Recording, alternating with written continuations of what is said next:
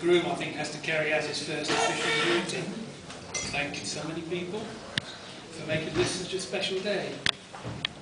Some of you may be wondering actually why we chose Varenna to get married. And if I can have your attention and a little bit of patience, I'll try and explain why. After I'd met Jane, I realised that she had a real passion for Italy. And because I was born in Italy, I guess you might say that it renewed my interest in Italy. For 50 odd years I've lived in England, never really thought about returning here. Anyway, we decided to have a holiday in Lake Como, Menaggio, across the lake. On the way to the airport, I was horrified to discover that Jane's passport had expired by some months. She insisted that everything would be fine and that they would not even look at her passport. So, don't worry, let's go.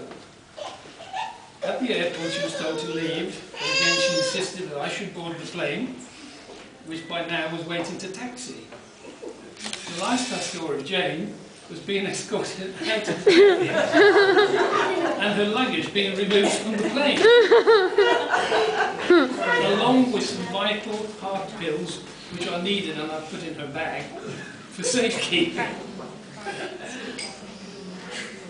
Anyway, when she got home, about 18 hours after I was in Menaggio, I arrived on my own, waiting for news to see what would happen. And she was pretty sure that she was going to catch up with me in a few hours. And I was getting quite worried. I was in the hotel at Menaggio, waiting for news. And she rang to say that she'd be along shortly, as soon as she got a new passport from London. Unfortunately, the passport office was closed that Saturday, but somehow, I don't know how, but she gained entry, only to be told to come back on the Monday. She refused to move until she got one. I guess they figured it was probably easier and cheaper to put her up, to give her a passport than put her up for the weekend. Anyway, the next morning I began to feel unwell, so I went to the reception to try and get a doctor to prescribe more drugs, not knowing whether she was going to turn up or not. And I was in the reception, in the lobby, and in burst Jane like a bull in a china shop, followed by a little Italian man, taxi driver, who by now was blue in the face, struggling with the quantity of Jane's overweight luggage. He couldn't even talk. Well, at that point I realised that here was a genuine, caring lady, who was not going to be done out of some good Italian food and wine. I didn't know whether to laugh or cry, and the next day we took a ferry to Varenna, here, and we headed for San Giorgio, the church where we got married today. We lit candles, something that we always do wherever we go. We love the church, and we both agreed that if we ever got married, this would be the place. Well, that was 7 years ago. You remember? And today it's happened. If anyone is thinking of marrying in Italy, you keep hearing from people how difficult it is and how much red tape there is, don't believe them. Actually, it's a nightmare. It's worth it. Yeah. Oh. And now for the thanks. First, I want to thank Jane for turning up with an up-to-date passport. Eric for doing an excellent job of his duties and making sure I turned up. Although I have to confess that only last night he did suggest that I still had time to ride up the mountains.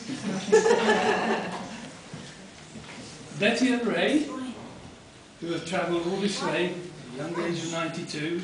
Ray, thank you for coming and making the effort. Nice of you to come. 93, sorry, 93. I'm sure you'll hear more from Ray. My dear nieces Christina and Karen, and the lovely Katie, who lived in Florence until now, and is going home, sadly. They've travelled all the way from the USA, who have made my day, really. I have two families I want to thank in particular for understanding and supporting both Jane and I to make this day happen. On behalf of Jane and myself, thank you to all of you also for making this day so very, very special. And I want to end by reading you a little, I suppose you could call it a poem, Ray. Might be only you. Anyway, read it. I don't know who wrote it, but I found it and I thought it was appropriate for today. It goes something like this. This day is filled with happiness and joy is ours to share. With all our friends and relatives who came to show their care. The prayers we carry in our hearts of love and faith and peace, we give to you with every hope that these will never cease. And I would like a toast to all of you.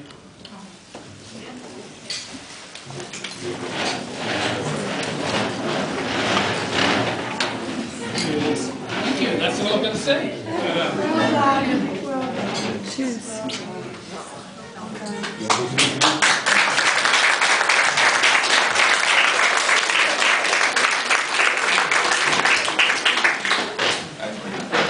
Now for his party piece, we're going to have